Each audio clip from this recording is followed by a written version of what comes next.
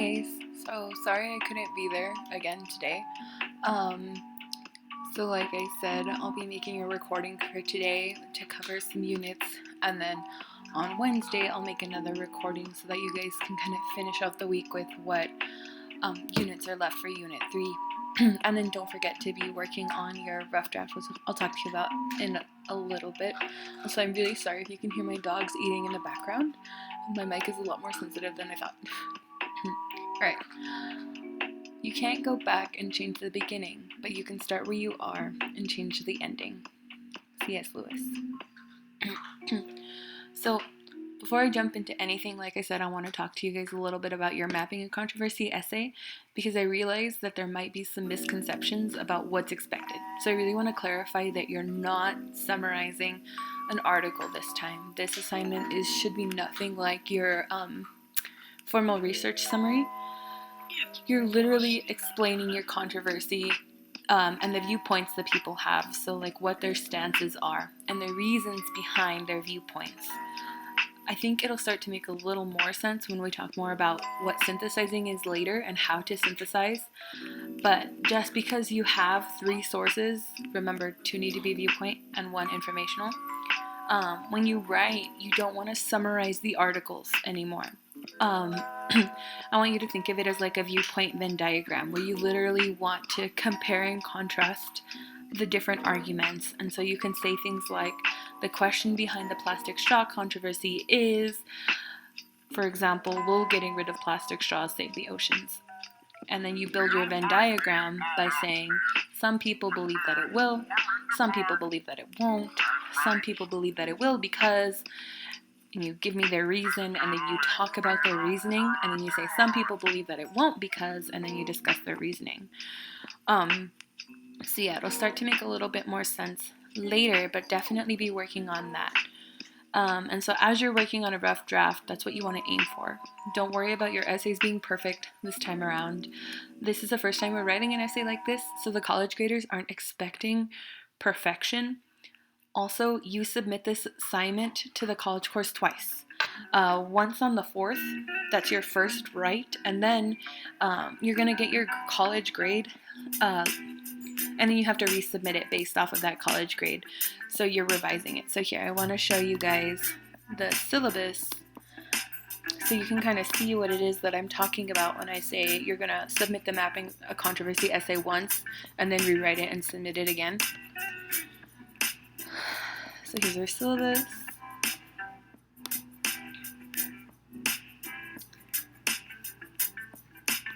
We're going to look for the grading scale. So check this out.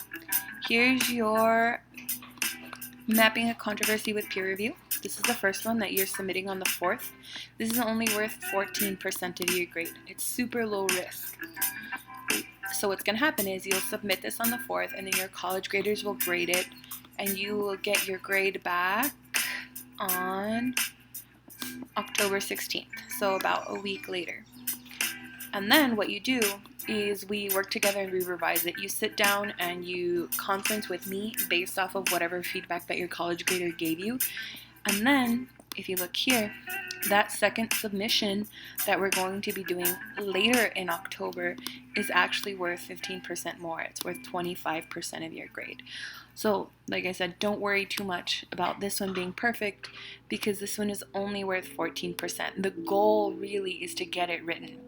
And then what we do is we identify what you need to work on, and we fix it later for that later revision. We go back to whatever units you need to go back to. Right now we're just trying to get a general overview and see if we understand it to begin with, if that makes sense.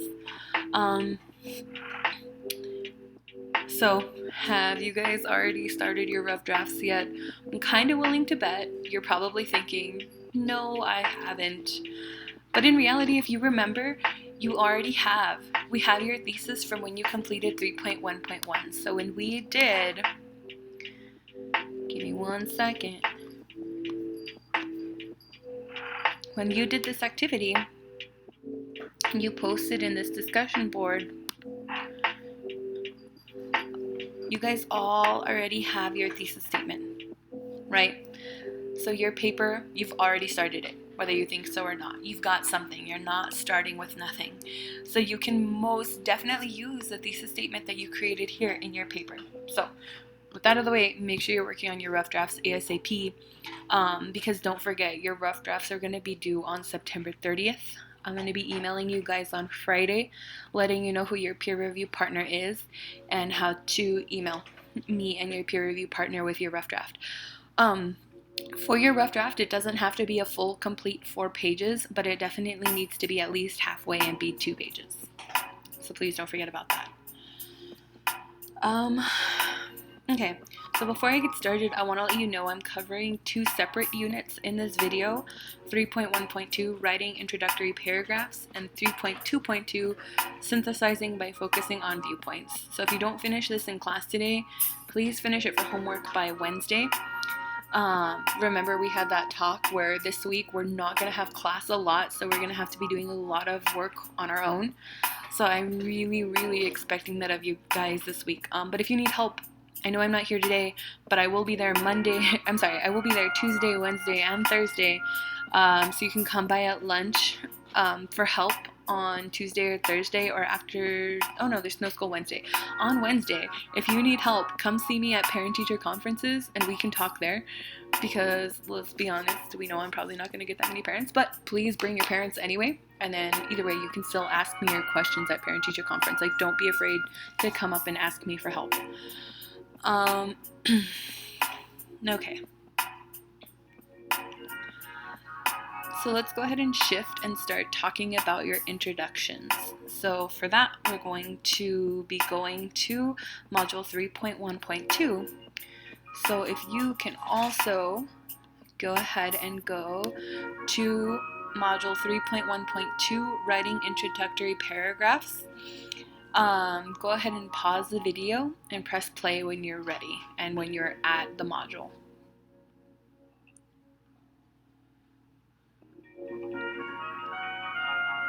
Alright, so by now you should be at the module.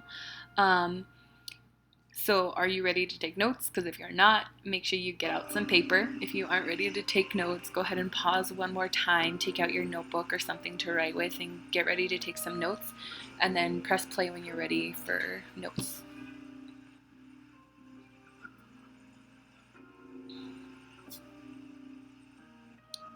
Okay.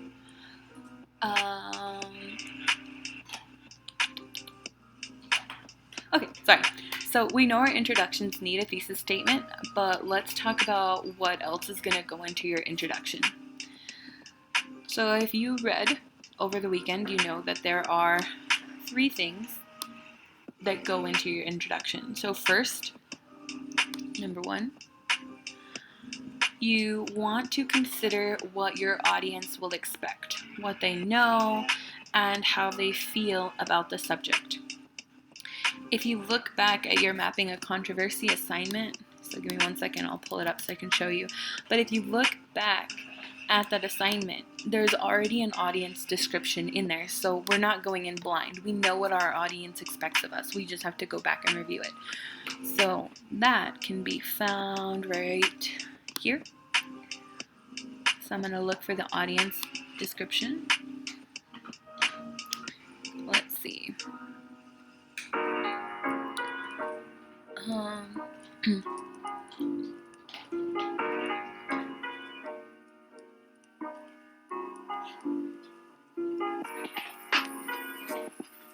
Sorry, I know it's here somewhere.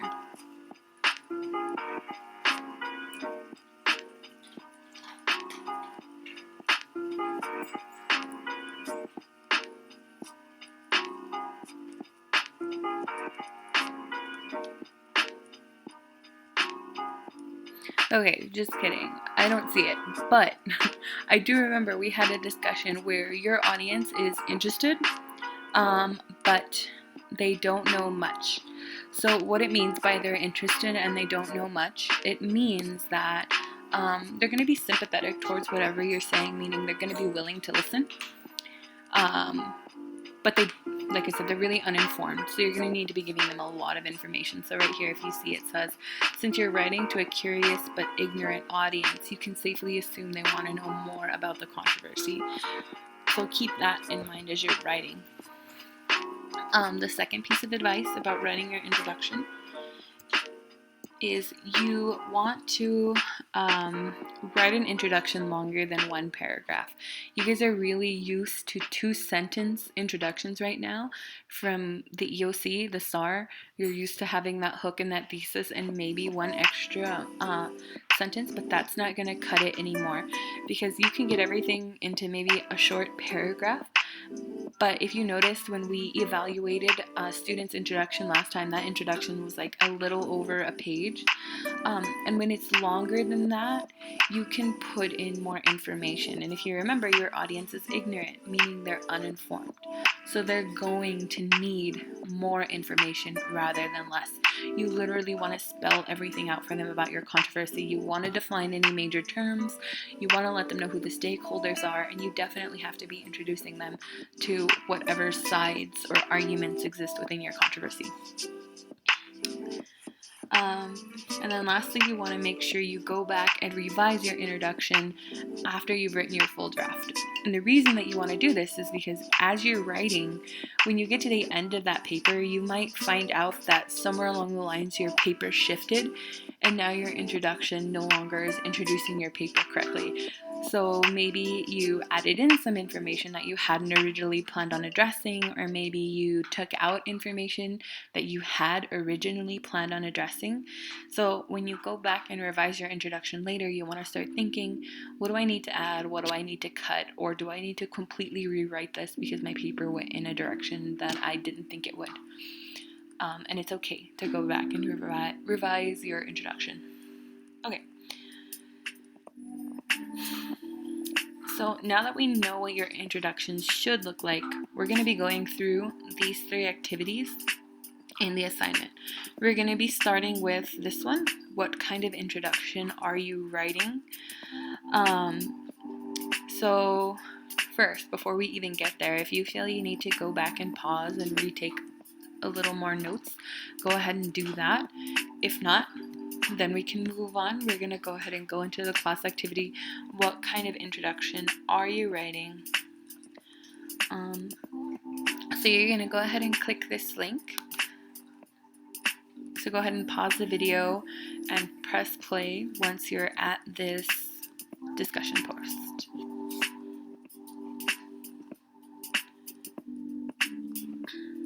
Okay, so for this discussion post, we're going to be planning introductions for the Mapping a Controversy paper. So the UT University Writing Center offers a useful handout on introductions. We'll look at this in a second. This handout divides introductions into 2 categories: argument introductions and display writing introductions. So what you're going to do right now is you're going to read the handout, particularly the first 3 paragraphs, and you're going to think about what kind of introduction are you writing for this paper, for your Mapping a Controversy essay. What do you know about your situation, your audience, and your subject? Don't forget, they're ignorant and sympathetic, right? How does this knowledge about the situation, audience, and subject lead you to conclude that you are writing an argument or display writing introduction? So go ahead and click the link, pause the video, and press play when you're ready.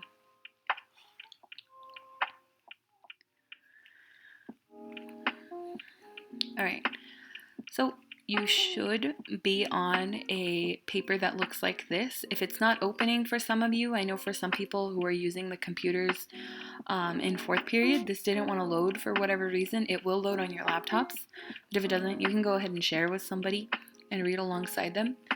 But what you're going to do is you're going to read these 3 types of arguments. Don't go past that, just read these 3. And I want you to figure out, again, which of the 3 are you writing for the paper? Okay, you have to read them very, very carefully. Okay, so what I want you to do is pause the video, read through your 3 choices, and then click back over here and write your reply. Make sure you answer all 3 questions. Don't just tell me I'm writing this kind of introduction. Make sure you answer all 3 questions. So go ahead and pause the video and press play when you're ready.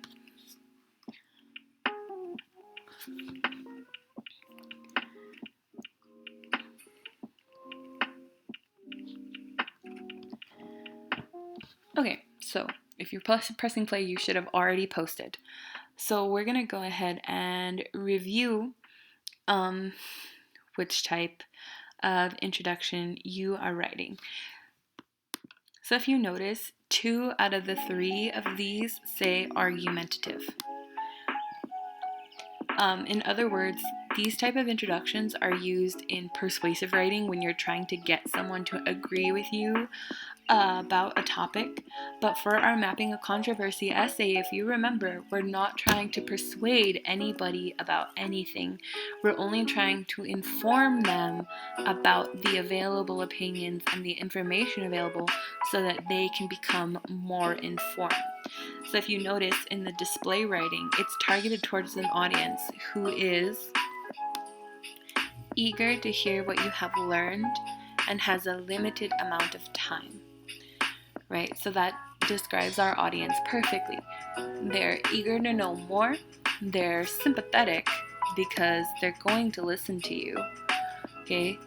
And we have a limited amount of time. We only have 4 to 6 pages to get all of the information across. An argumentative to a sympathetic audience, I understand how that would trip you up because you are writing to someone who wants to listen to you, but we're not trying to persuade them, right? And then if you pick this last one, a hostile audience, you need to consider what hostile means. If you're writing to a hostile audience, that means they do not want to listen to you, right? They're really set in your ways, and if you're trying to get them to agree with you on a point, you have to be very aware of the fact that they are very set in their own opinions. And so we're not writing to a hostile audience for this essay. We're writing to a sympathetic. So we are doing the display writing to a sympathetic audience. This one. Okay?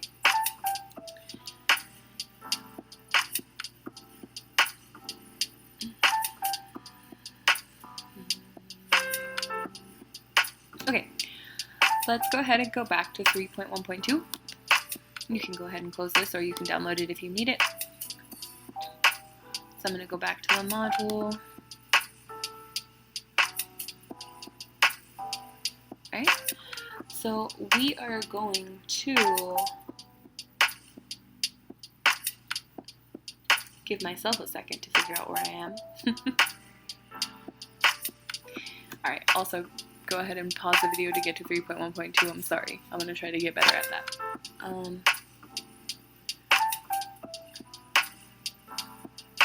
Okay, so we're going to go ahead and move into analyzing and evaluating another student's introduction, this second activity.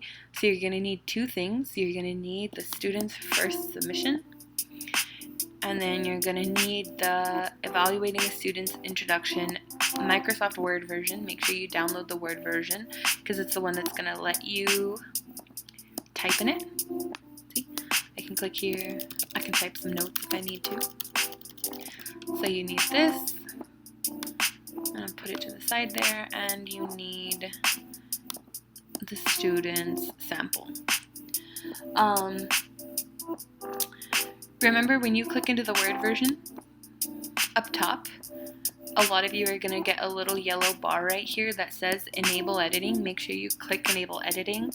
If it doesn't work, if you can't type, make sure that you're logged into Microsoft using your school email and password, and then click Enable Editing. If it still doesn't work after you log in, you're going to have to close it entirely, re-download it, and reopen it, and re-sign in. At that point, if you're still having trouble, if you can ask Luis Corral, sorry Luis to put you on the spot, but thank you for helping. He knows how to get you logged into Microsoft Word. So go ahead and pause, make sure you're opening the Microsoft Word version of the worksheet and the student's sample, and then press play when you're ready to go.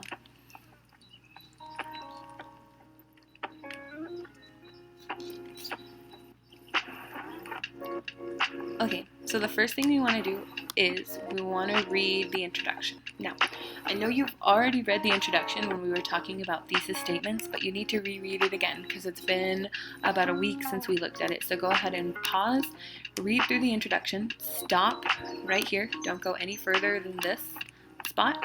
Okay, this is where the introduction ends. And then press play when you're ready.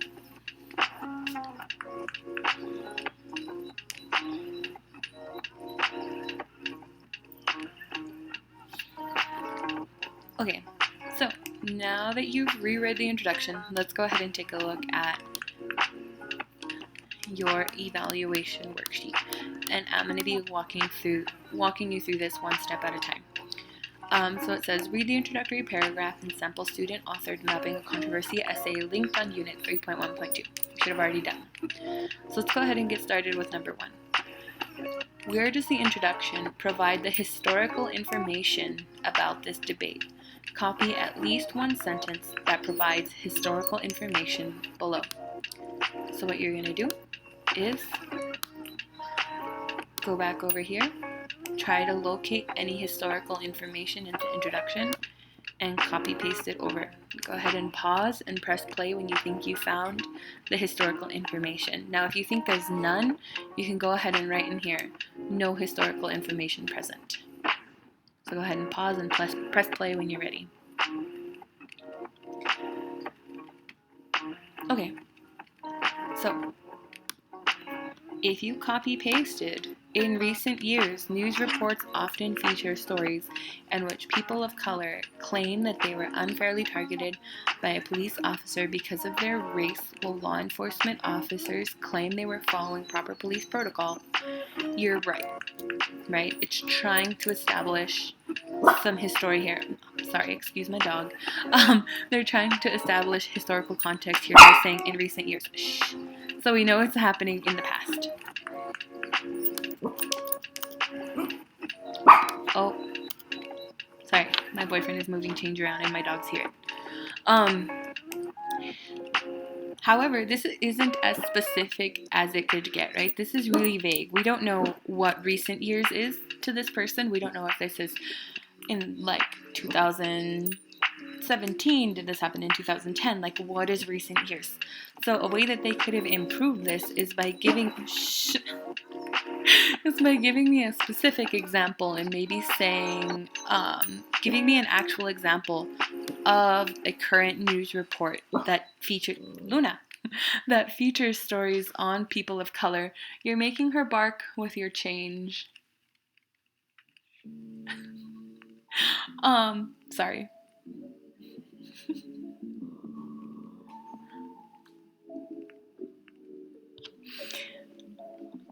Okay, where was I? Yeah, so this isn't as specific as it could get. It could get more specific than this. So I could say, in 2017, one news report featured a story in which so-and-so was claiming that they were unfairly targeted by a police officer. And that would have been actual historical context, so I can understand why you would think that this isn't historical context, because there are ways to improve it. So let's go ahead and look at number 2, because number 2 is going to really help clarify this for us. So where does the introduction explain the exigency or the recent event that has promoted people to argue about this topic right now? Copy at least one sentence that mentions exigency below.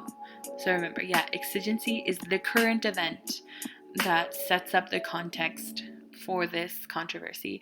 So go ahead and pause the video, see if there's a recent event listed in the introduction, and then press play when you're ready.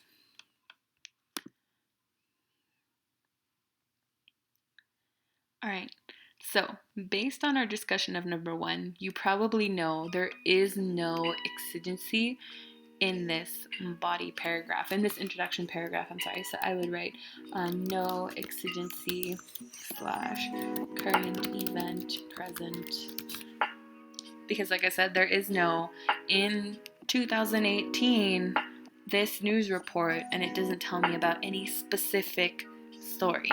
Had it talked about a specific story, then there would be exigency. So in your own introductions, you need to make sure you're bringing in and actively discussing present current events that make your controversy recent. So like if you're talking about the argument about whether or not global warming exists, you could talk about the global warming protests that are going on around the world currently as your current event. So let's go ahead and move into number 3. Where does the introduction define the words or phrases that are important in this controversy? Copy at least one sentence that defines a key term below. So I will give you a hint. There are definitely 2 definitions in the introduction. So go ahead and pause the video, see if you can find at least one of them and copy paste it over and press play when you're ready.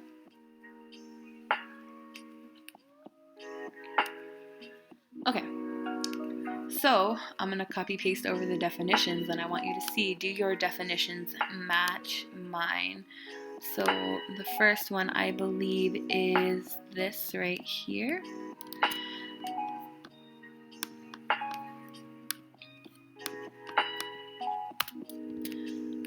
Oops.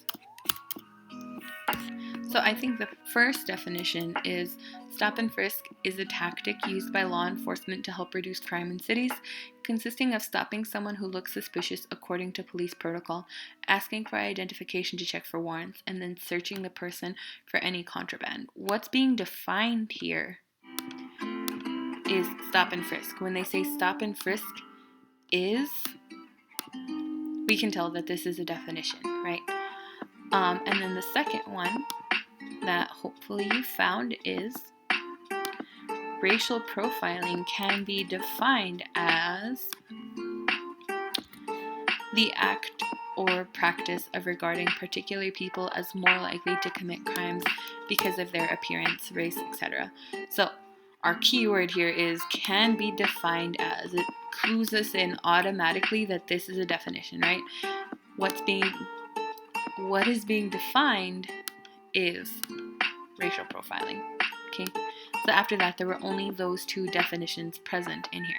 So if you didn't get both, if you only got one or the other, go ahead and pause the video and make sure you copy down the other one so that you can see what those definitions look like. And when you're ready to go, press play.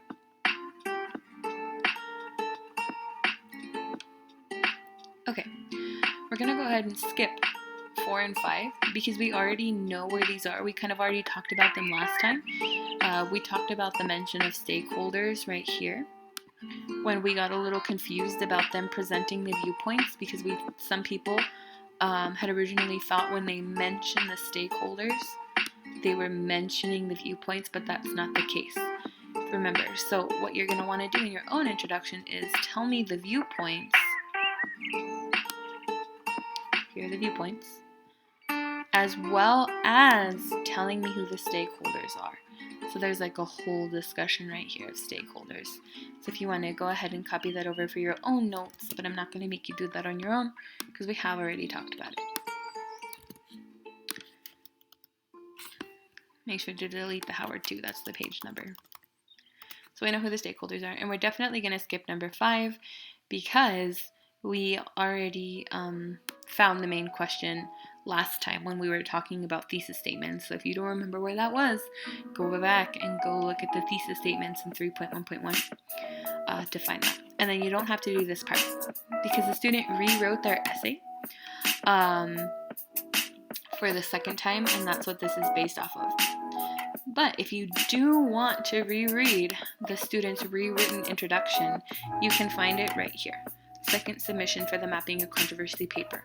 And you can go through on your own time and see if they made the necessary changes to make their introduction more clear and provide more background information. Because remember, they're definitely missing the exigency. They're not talking about any current events. I'm going to go ahead and pause a second for myself.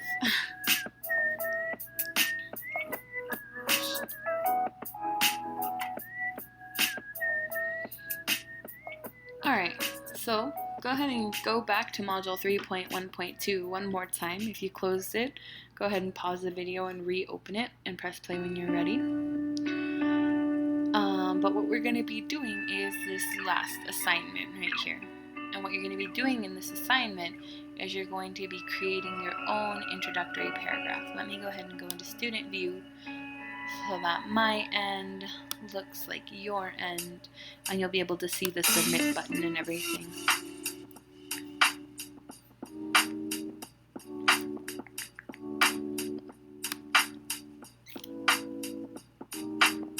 Okay, so you're going to be clicking assignment questions to answer in the introduction. Go ahead and click this link, pause the video, and press play once you are here.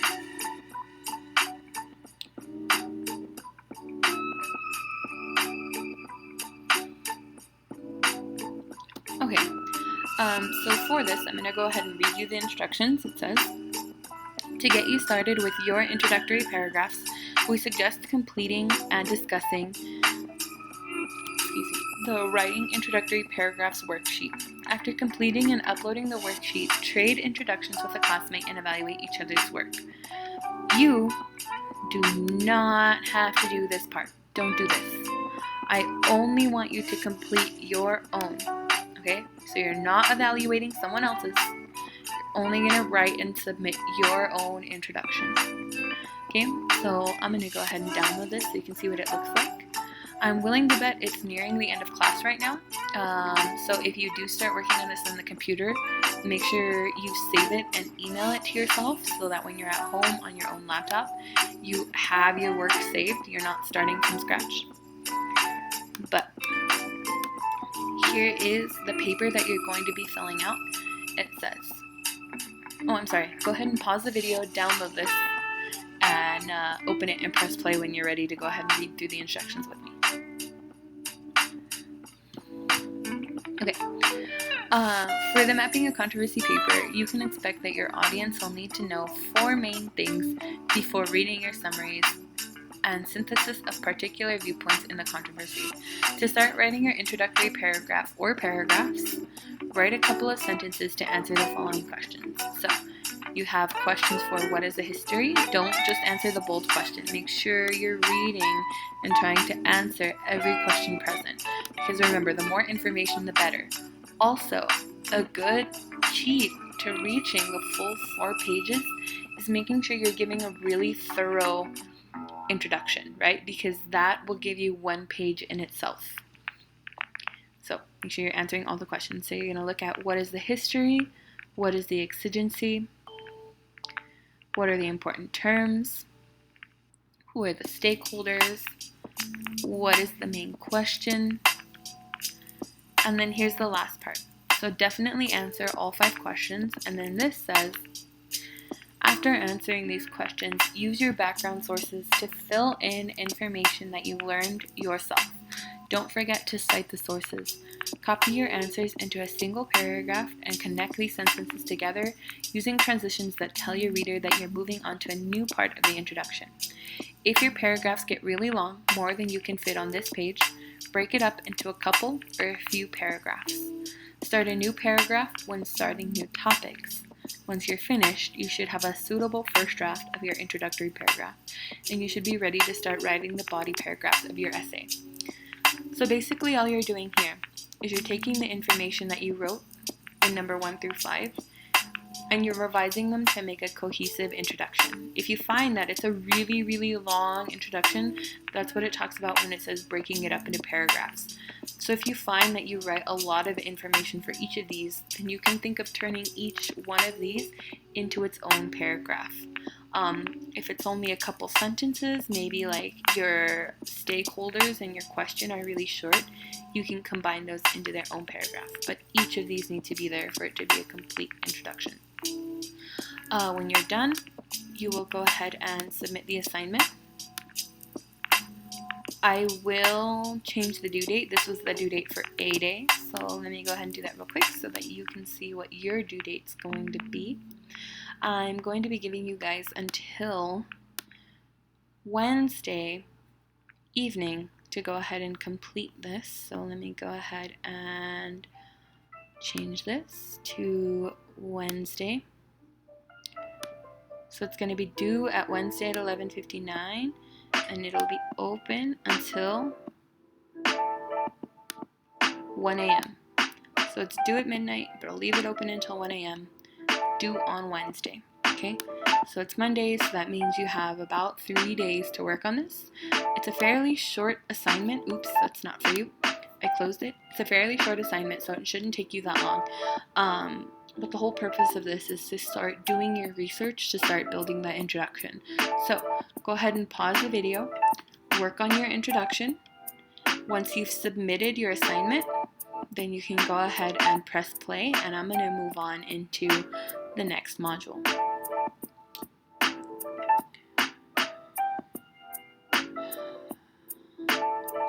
Welcome back. So if you're pressing play, you should be ready. You should have already submitted 3.1.2, and you should be ready to move on into the next module. So we're going to go ahead and go back into modules, and we are going to go to 3.2.2. I'm going to be skipping around these three. So we have three modules right here for 3.2. I'm going to be starting in the middle with the focusing on the viewpoints, because I feel like this is going to be the easiest way for everybody to start hitting that 4-page mark. So go ahead and pause the video, go to module 3.2.2, Synthesizing Strategy, focusing on viewpoints. Get ready to take some notes, get out some paper and something to write on or write with, and then press play when you're ready to go.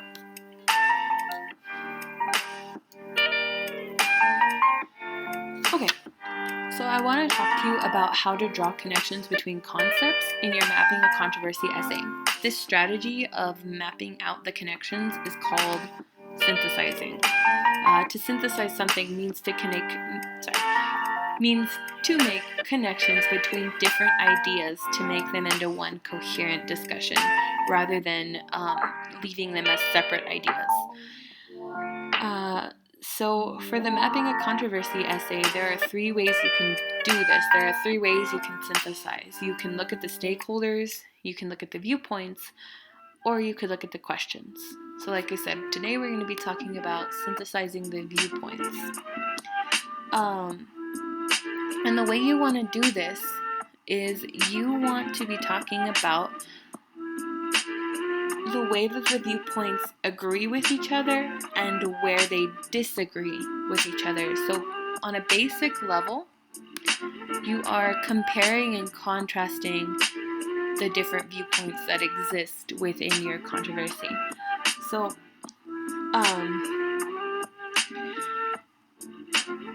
to do this, you can begin by addressing maybe the common belief that the stakeholders share within their respective viewpoint, and then summarize the different sources' viewpoints. So I'm going to go ahead and show you an example to explain how this one source that's here is comparing and contrasting the viewpoint. So it says, many people oppose hydrofracking because they fear it will damage the environment. Environmentalists, for instance, worry about pollution, which could hurt local wildlife. Some environmentalists also worry about releasing methane gas, which they argue contributes to global warming. The environmentalists' concerns are similar to those held by local residents. But instead of worrying about widespread damage to wildlife and global climate, local residents worry that hydrofracking will cause earthquakes in their backyards. Local residents also worry that hydrofracking will pollute their water supply. So in this case, focusing on the viewpoint lets us emphasize their different reasons for sharing the same belief.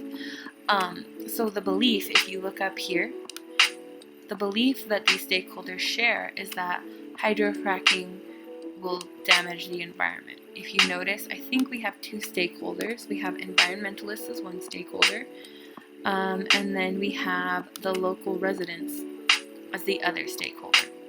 So like I said, their shared belief is that hydrofracking will damage the environment. Now, while they share the same belief, they each have different reasons for this belief. So if you notice, environmentalists are worried about pollution hurting local wildlife, and they also worry about the methane gas, which they think is contributing to global warming. So their reasons are hydrofracking and the pollution hurt wildlife and contribute to global warming. Now on the other side, you have local residents. And the local residents aren't worried about the wildlife and the climate change. The local residents are worried about hydrofracking causing earthquakes in their backyards. Because if hydrofracking is causing earthquakes in their backyards, it's obviously going to be destroying their property. So that's a difference in reasoning here. And they're also worried about hydrofracking not polluting and contributing to global warming, but they're worried about it polluting their own water supply. So again, you can see the shared belief, but the different reasons. And that's a really easy way for you to start building your argument, because you might find that in the case of maybe the plastic straws argument, they're all agreeing that we need to get rid of plastic straws, or maybe two of the opinions are we need to get rid of plastic straws, but you might find that different stakeholders have different reasons for believing that we need to get rid of plastic straws. Maybe some of them believe that the straws are ending up in the ocean, while others are believing that the production of straws is causing pollution, which is in turn impacting the environment. Okay, so you need to start recognizing those differences. Excuse me. So another way you can focus on the viewpoint, another way that focusing on the viewpoint is beneficial is because it's allowing you to compare the points of agreement and disagreement within your controversy. Where was I? You do this by explaining, I think I already said this, how they relate to each other with a shared belief, but they disagree on certain things. So, there's another example here. Like right here it says, focusing on a viewpoint also allows you to compare the points of agreement and disagreement within a controversy. So up here we just demonstrated that the different reasons behind a common position. Here, there's not always going to be that common position, right? So let's go ahead and look at this example. Everyone agrees that hydrofracking deserves to be studied so that we can closely monitor its impact on the environment. Jim Jeffries, a petroleum engineer who works for Oil Co., says, "We are learning new things every day, and we need to reevaluate this technology constantly to make sure we get the most of our natural resources without harming the environment." Jeffries agrees with others such as Lana Egerstrom of the environmental advocacy organization. Egerstrom explains, "Hydrofracking is no different from nuclear power. It has lots of potential, but many dangers, so we need to be very careful and watchful, or we will hurt the planet and ourselves." Unlike Egerstrom, who believes that the government should regulate hydrofracking, Jeffries believes that the industry should monitor itself. So up here you can see that the writer established the agreement. So they agree that hydrofracking needs to be studied so we can closely monitor its impact. But it also tells me what they disagree on, and I just saw it. Here, they create a contrast about what the beliefs are. So unlike Egerstrom, who believes that the government should regulate hydrofracking, Jeffries believes that the industry should monitor itself. So they're contrasting these two authors' varying beliefs over hydrofracking, right? So they agree that it needs to be studied, but they disagree on why it needs to be studied. So this is a literal compare and contrast, and this is another way that you can begin to synthesize those viewpoints. So before you even jump into this activity, a quick way that I recommend comparing and contrasting is what you can do is you can either go into Word and literally make yourself a Venn diagram. I'm going to make a really ugly one right now, really quick. There's one circle. I'll just do that real quick. And then I need another circle.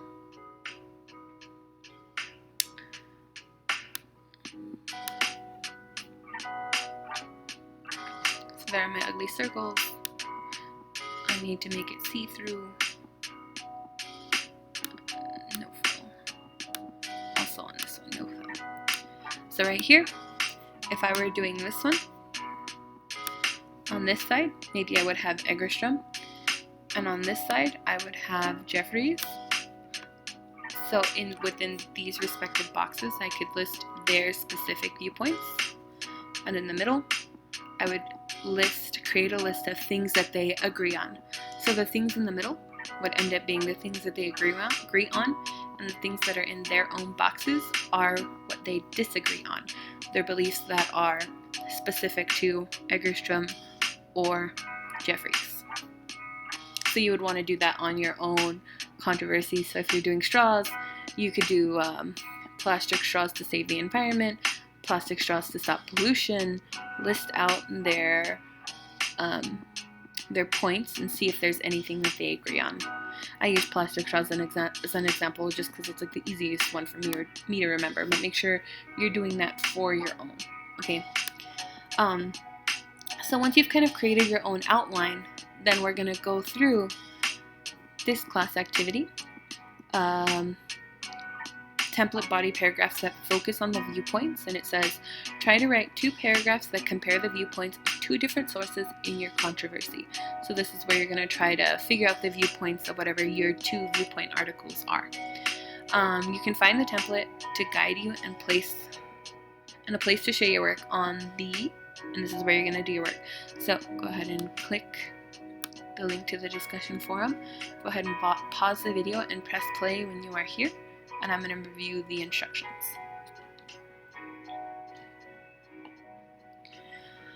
Okay, so for this discussion board, you are going to copy the template paragraphs below into a reply box for the discussion forum.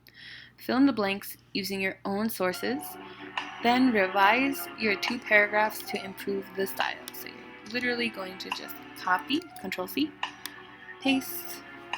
If you're on Mac, it's Command-C, Command-V. If you're on computer, Control-C, Control-V. And you're going to go through and you're going to edit the blanks. If you can please, make sure to underline it. So delete the empty lines. You can't type on top of them. They're just to show you the space. If you can underline the information that you're adding in, so that when I go through and I reread your post, I know what information is yours what information is yours in the blank that you filled in, and what is part of the template. That way I can also see how you edited, if you went through and you edited. But I'll read through this really quick just so that you can see the way it works. So it says, many people believe that blank. This is where you're going to fill in the belief. They tend to cite similar reasons and evidence to support their claims. Here's author 1 of your first article. For example, says that we should blank. And author 2 similarly says, quote, author 1, however, cites different reasons to support his or her claim. This would definitely be something you edit. He/she, make it correct to the author. You can, if you're unsure of an author's gender, you can just put they. So I'm going to pretend they say the words of blank, and they both give the same answer to the controversial question, should we blank? Both writers think that blank. So this is getting you to figure out, where do they agree? What points of agreement do they share? Then, in contrast to those who think blank are those who believe blank. They include the name of the author 3 and 4.